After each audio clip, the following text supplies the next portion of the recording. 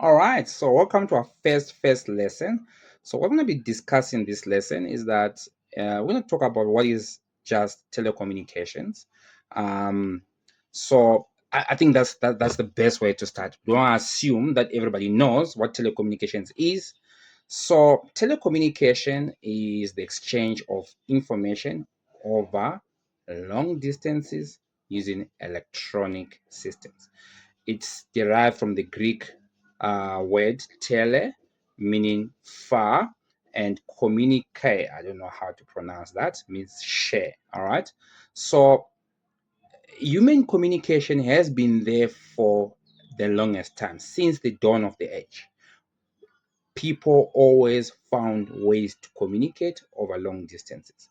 I can give an example of during the early years of before we had all this technology and all that. I remember in our African culture or African lifestyle, what we used to have in terms of war, they used to have different smokes.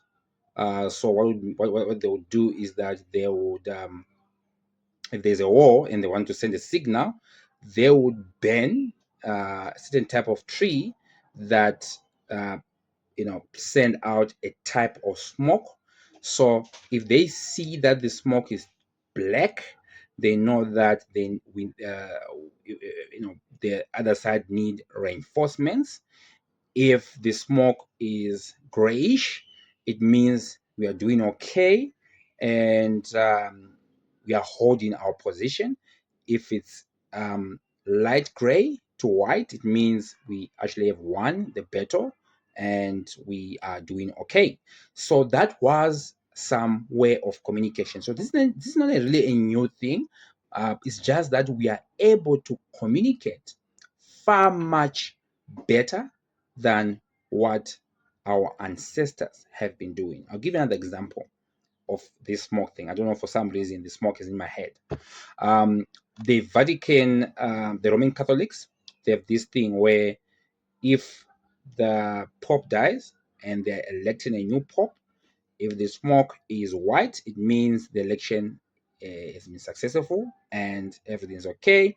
If the smoke is black, it means something did not go right. They need probably to, reconvene and try and choose um, and figure out how to get a new pope elected. So white is good, black is not okay. So that's a way of communication. So communication is not a new thing. Basically, it's not a new thing at all. So I want to give you some example of telecommunications companies that you might be using and are aware of. If you're in Africa, you know MTN, Mobile Telephone Network, the yellow company.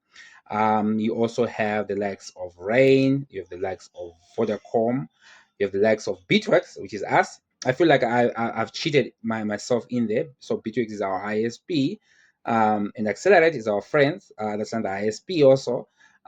We also have what we call tier one ISPs, like Cogent, AT&T. Those are what we call tier one ISPs. I don't want to go into that. There's a complete different course, which is the principles of technical support, where we talk about these things in detail. What is tier one, what is tier two, what is tier three, and things like that. So pretty much those are some of the example of telecommunications companies. The job of a telecommunications company is to make sure that your information is transmitted from one end to the other. That's all. Right now you're watching this video online. It means there are telecommunications companies, specifically internet service providers, that are making these things happen. Okay, beautiful. So that is in essentially that is what in this video continue. All right, so now we're going to talk about the components of telecommunication media, telecommunications. So what makes up a telecommunication system? In its basic form, there are three components in telecommunication. In fact, these components are pretty much everywhere. Even us as humans, as we communicate, these components are available to us. So you got a transmitter, you've got a transmitter. So the transmitter is what sends the signal across. So for example, in your phone, you've got a transmitter, you've got a radio, antenna inside your phone. So when you speak over your phone, your data is going to be sent to your what you call a base station. So the base station is going to receive that signal, and the medium, which is the channel, is actually going to be radio waves. So we are transmitting data over A. So A becomes the medium, okay, becomes the channel of communications. Then you have a receiver, which then receive and decodes that information. So those are the three components of any telecommunication system. Now, why are we talking about this? So actually, I do have a video series which really goes in detail talking about these things when we talk about ISP nuts and bolts. So why are we discussing this? So we say telecommunications is sending information from one point to another over long distances using electronic media, electronic equipment. Okay, so in order to achieve that, we need people that have skill set to build that infrastructure. Okay, those what we call network engineers, network technicians, field technicians. Okay, we also need people that are going to make sure that this data is going to be secured.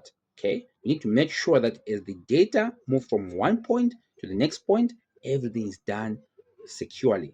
Imagine somebody is transacting on a banking system, making some bank or doing a bank transfer, and their information is taken, stolen.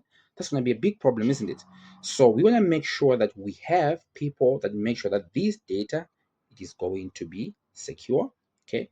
Then we also need people that are going to be developing systems and managing those systems to make sure that we are able to function as a business. Okay, I'll give an example. When you let's take an example of MTN. So MTN have engineers that would build the infrastructure. Okay, radio technicians, people that want to build those towers, make sure that those towers are functioning correctly.